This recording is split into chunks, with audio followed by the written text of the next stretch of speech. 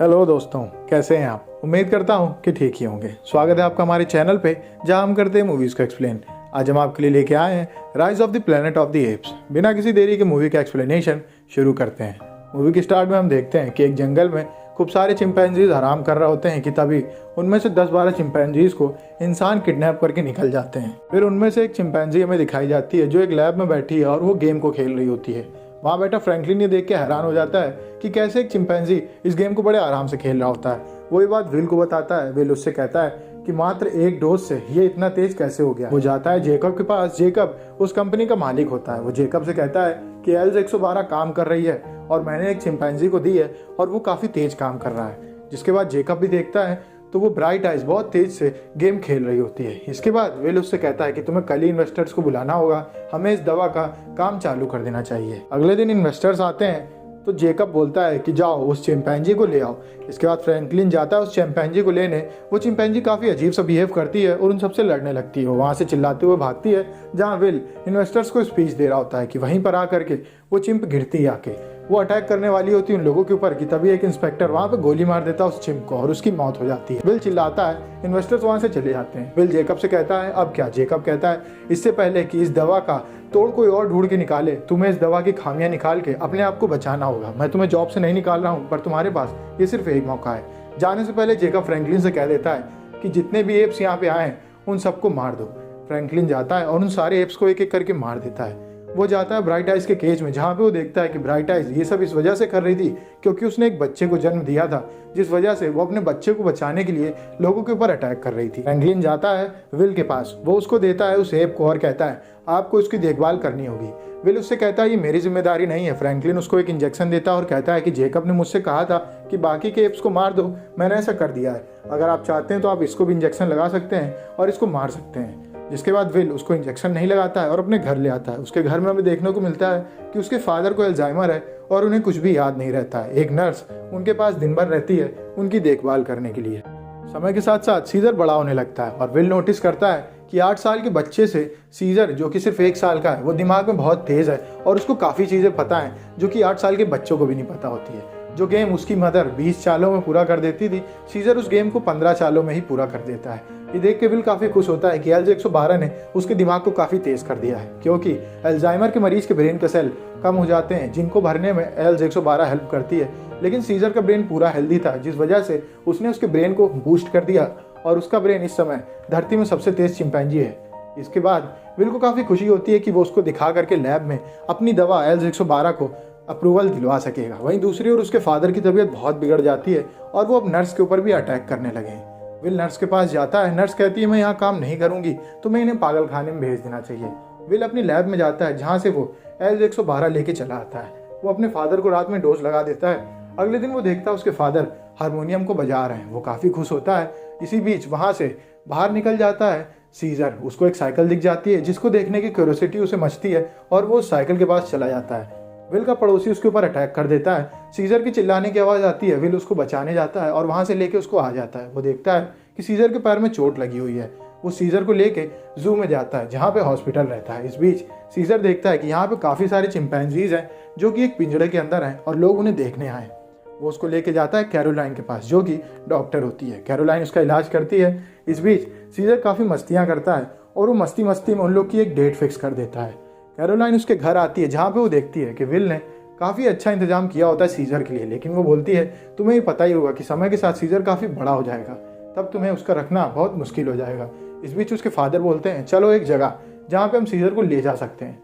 वो शहर के पास एक जंगल में ले जाते हैं सीजर को, जहाँ पे सीजर काफ़ी इंजॉय करता है और उसको वहाँ पे बहुत अच्छा लगता है। इस बीच 5 साल बीत जाते हैं और सीजर अब बड़ा हो चुका है। हमें देखने को मिलता है कि विल और कैरोलाइन भी अब साथ में रहने लगे हैं, पर सीजर को नहीं पसंद है कि उसके गले में एक पट्टा बंधा रहता है। वो एक दिन जा रहा होता है जब कुत्ता उसके ऊपर भौंकता है और वो कुत्ते के ऊपर चिल्लाता है, पर उसको अपने गले का पट्टा दिखता है तो वो विल से पूछता है कि क्या मैं पालतू जानवर हूँ। विल सीजर से कहता है कि ऐसा कुछ भी नहीं है, तुम जो सोच रहे हो बिल्कुल गलत है, मैं ऐसा इसलिए करता हूँ इससे तुम्हारी भी सेफ्टी बनी रहेगी।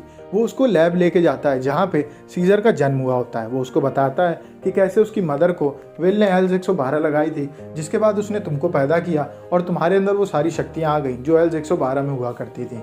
उन सारे चिंपैंजीज को मार दिया गया था, तुम अकेले बचे थे तो मैं तुम्हें बचाने के लिए अपने साथ घर ले आया। तुम्हें हमारे साथ रहना होगा, अगर तुम नहीं रहोगे तो तुम्हारे लिए रिस्की हो सकता है। जिसके बाद सीजर काफ़ी शांत रहने लगता है और वो घर में कम बोलता और हंसता है। हम देखते हैं कि विल के फादर के ऊपर भी अब एल्स 112 का असर होना बंद हो गया है। धीमे धीमे उसके ब्रेन ने ऐसे सेल्स बना लिए हैं कि वो एल्स 112 को असर करने से रोक रहे हैं। एक दिन हम देखते हैं कि विल के फादर घर से बाहर निकल जाते हैं, जहाँ पे वो पड़ोसी की कार में घुस जाते हैं और उसको स्टार्ट करके निकलने लगते हैं। वो गाड़ी ठुक जाती है, पड़ोसी बाहर निकल के आता है और वो विल के फादर को डांटने लगता है और उनसे कहता है, इसका हर्जाना तुम और तुम्हारा बेटा भरेगा। जिसके बाद सीजर ये सब खिड़की से देख रहा होता है कि उसने उसके फादर को धक्का दे दिया है। वो भाग के आता है और उस पड़ोसी के ऊपर अटैक कर देता है और उसकी उंगली में काट लेता है। जिसके बाद एनिमल कंट्रोल वाले ले जाते हैं सीजर को।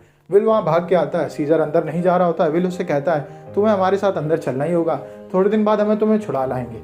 सीजर को काफ़ी बुरा लगता है कि कैसे अब एक केज में उसको रहना पड़ रहा है, जहाँ पे उसके साथ काफ़ी सारे चिंपैंजीज भी हैं। और उसको बिल्कुल भी आदत नहीं होती है कि चिंपैंजीज के बीच में कैसे रह जाता है, क्योंकि वो वहाँ पे शर्ट और पैंट में बैठा हुआ था और बाकी सब चिंपैंजीज वहाँ पे नेकेड थे, जैसे कि वो नेचुरल हैबिटेट में रहते हैं।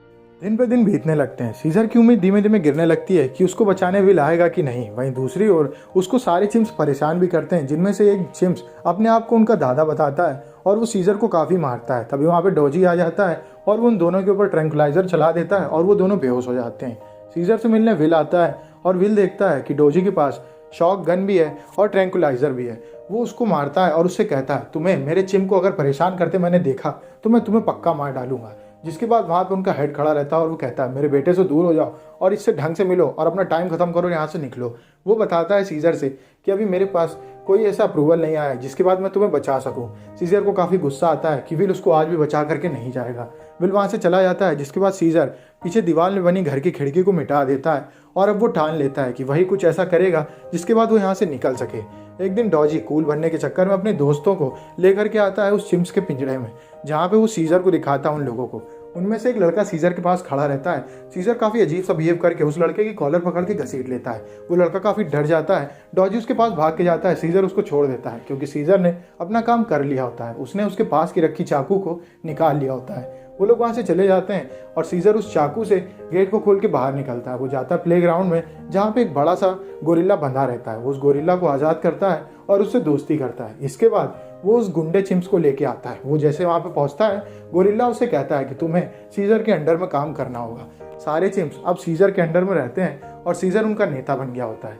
सब लोग ये चीज़ नोटिस कर रहे होते हैं कि कैसे सीजर इन सारे चिम्स को हैंडल कर रहा है और अब वो उनका दादा बन चुका है। वहीं दूसरी ओर विल सीजर को बचाने का आखिरी ट्राई करता है और वो जाता है जेकब के पास, जहाँ पे वो कहता है कि मैंने एल्स 112 अपने फादर को दी थी और तुम्हें पता होना चाहिए कि तुमने 12 चिम्स जो लाए थे उनमें से एक प्रेग्नेंट थी। उसने एक बच्चे को जन्म दिया था जो कि मेरे पास है, उसके अंदर भी एल्स 112 है और ये काम करती है।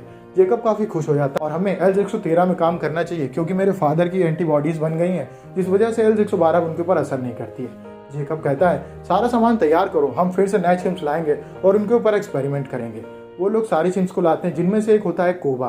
कोबा काफ़ी कोऑपरेटिव रहता है और उसके ऊपर पहले भी काफ़ी एक्सपेरिमेंट हुए होते हैं। तो देख करके जेकब कहता है ये हमारी काफ़ी हेल्प करेगा। वो उसके ऊपर दवा लगाते हैं और जेकब एक दिन देखता है कि कोबा उसका नाम लेता है और बोलता है जेकब। जिसके बाद जेकब एक्सपेरिमेंट करने का आगे समय बढ़ा देता है और वो उन लोगों के ऊपर और एक्सपेरिमेंट करने लगता है। इस बीच एक दिन एक चिम्स छींक देता है और उसकी छींक चली जाती है फ्रैंकलिन के अंदर। फ्रैंकलिन की तबीयत खराब हो जाती है और वहाँ से काम छोड़ करके चला जाता है। वहीं दूसरी ओर विल वहाँ पे पहुँचता है और वो कहता है, मेरी परमिशन के बिना तुम इनके ऊपर एक्सपेरिमेंट क्यों कर रहे हो। जेकब उससे कहता है, इसने मेरा नाम लिया विल। जिसके बाद विल उससे कहता है, हमें नहीं पता ये दवा कितनी खतरनाक हो सकती है, हमको इसे एक तरीके से यूज़ करना चाहिए। जिसके बाद जेकब उससे कहता है, तुम मेरे अंडर में काम कर रहे हो। विल उससे कहता है, मैं जॉब वैसे भी छोड़ रहा हूँ और वो वहाँ से आगे निकल जाता है। विल पहुँचता है सीजर को छुड़ाने के लिए। वो इंचार्ज के पास जाता है और उसको पैसे देता है। उससे कहता है, अब मेरे सीजर को छोड़ दो। उसके बाद वो जाता है सीजर के पास और केज को खोल के बोलता है, सीजर चलो मेरे साथ घर। सीजर उसकी बात को नहीं सुनता है और वो केज को बंद कर देता है और वो अंदर बैठ जाता है। विल काफ़ी दुखी हो जाता है और वो घर चला जाता है। रात में सीजर डोजी की सारी कुकीज़ को गायब कर देता है और वो सारे एप्स के बीच में बांट देता है। वो उनके बीच में एकता बनाना चाहता है क्योंकि उसको पता होता है कि अगर मुझे यहाँ से इन सबके साथ भागना है तो एकता बहुत ज़रूरी है। वो देख लेता है कि बाहर जाने का पासवर्ड है। वो एक दिन एक आदमी को उस पासवर्ड को डायल करते देख लेता है और रात को उस पासवर्ड को डाल करके वहाँ से बाहर भाग जाता है। रात को वो जाता है विल के घर में, जहाँ उसको एल्स 113 मिलती है। वो फ्रिज से सारी एल्स 113 लेके आता है और उन सारी चिंपैंजीज को सुखा देता है क्योंकि उसको भी पता होता है कि बिना एल्स 113 के ये सब लोग मेरी बात को नहीं समझ पाएंगे। अगले दिन उन सबको केज के बाहर निकलता है, जहाँ पे वो देखता है कि उन सबकी आंखें भरी हो चुकी हैं एल्स 113 की वजह से। तभी वहाँ पे इंचार्ज आता है और वो देखता है कि सारे चिंपैंजीज बड़ा अजीब तरीके का बिहेव कर रहे हैं और बहुत शांति में बैठे हैं। तभी रात में डोजी उन सबको अंदर करता है और वो देखता है कि प्लेग्राउंड में सीजर अकेले खड़ा है। वो सीजर से कहता है चलो अंदर। सीजर उसकी बात नहीं सुनता है। वो अपने दोस्त से कहता है ट्रैंकुलाइजर लेके ऊपर जाओ।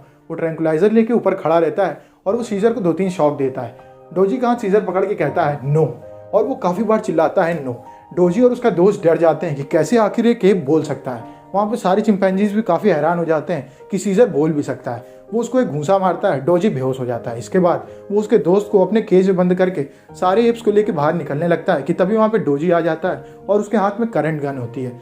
वो बस उसको ऑन करता ही है कि सीजर उसके ऊपर पानी छोड़ देता है, जिसके बाद उसकी जलने की वजह से मौत हो जाती है। सीजर बाकी सारे एप्स को लेकर वहाँ से बाहर निकल जाता है। अगले दिन पहुंचता है विल कैरोलाइन के साथ सीजर को लेने के लिए, जहाँ पे वो देखता है कि सारा का सारा केज खाली है और यहाँ पे एक भी एप नहीं है। और वो देखता है कि वहाँ पे एक आदमी बंद है। वो उसको बाहर निकालता है और वो उसको बताता है कि तुम्हारा बंदर बोला, जिसके बाद विल काफ़ी शॉक्ड हो जाता है। वहीं आगे डोजी की लाश भी पड़ी होती है। वहीं दूसरी ओर सीजर सारे एप्स के साथ पहुँचता है लैब में, जहाँ से वो कोबा और बाकी सारे चिम्स को लेकर के आगे भागता है। इसके बाद वो जाता है चिड़ियाघर, जहाँ पे वहाँ के बंधे हुए सारे चिंपैंजीज को आज़ाद करा था। और वहाँ से वो लोग शहर से भागते हैं जंगल की ओर, जहाँ पे पुलिस और उनकी लड़ाई होती है। और हम देखते हैं कि सारे के सारे चिंपैंजीज पुलिस के ऊपर भारी पड़ रहे होते हैं। इस बार काफ़ी समय ऐसा टाइम भी आता है जब वो उनको मार सकते थे, पर सीजर उनको रोक देता है और कहता है कि हम इंसानों को नहीं मारेंगे। इस बीच जेकब पहुंचता है हेलीकॉप्टर लेकर के मारने के लिए सारे चिंपैंजीज को। वो पुलिस वाले से बताता है कि अगर हम इनके लीडर को मार देंगे तो ये सब हमारी बात मान जाएंगे। उसका निशाना सीजर होता है। वो सीजर के ऊपर गोलियां चलाता है। सीजर वहाँ पे छुपा होता है। वहीं पुल पे पहुंच जाता है विल की अंदर जाने में मदद करती है कैरोलाइन। विल आगे भाग जाता है सीजर को बचाने के लिए। वहीं दूसरी ओर सीजर का दोस्त गोरिल्ला उसको बचाने के लिए निकल पड़ता है जेकब के हेलीकॉप्टर की ओर, और वो उसके ऊपर कूद जाता है, जिसके बाद हेलीकॉप्टर गिर जाता है जमीन पे। सीजर जाता है और वो देखता है कि उसके गोरिल्ला दोस्त की मौत हो चुकी है। वो कोबा से कहता है कि तुम जेकब को मार दो। वो जेकब को मार देता है और वो लोग वहाँ से आगे निकल जाते हैं जंगल की ओर। जंगल पे जब वो लोग चले जाते हैं, उनके पीछे वहाँ पे विल आ जाता है। विल उससे कहता है चलो हमारे साथ घर। तब सीजर उससे बोलता है यही घर है। जिसके बाद विल काफी सोच में पड़ जाता है कि कैसे सीजर बोल सकता है। वो काफी खुश भी होता है और काफी हैरान भी होता है। वो उससे कहता है अपने लोगों का ध्यान रखना और इस जंगल में अंदर ही रहना, यहाँ से बाहर आए तो वो लोग तुम्हें मार सकते हैं। जिसके बाद वो उसको छोड़ करके वहां से चला जाता है और हम देखते हैं कि सीजर अपने सारे चिंपैंजी दोस्तों के साथ जंगल की ओर निकल जाता है। मूवी यहीं पे खत्म हो जाती है। अगर आपको वीडियो अच्छी लगी तो वीडियो को लाइक करें, चैनल को सब्सक्राइब करें। मिलते हैं आपसे नेक्स्ट वीडियो में। तब तक के लिए stay safe, stay healthy, bye bye.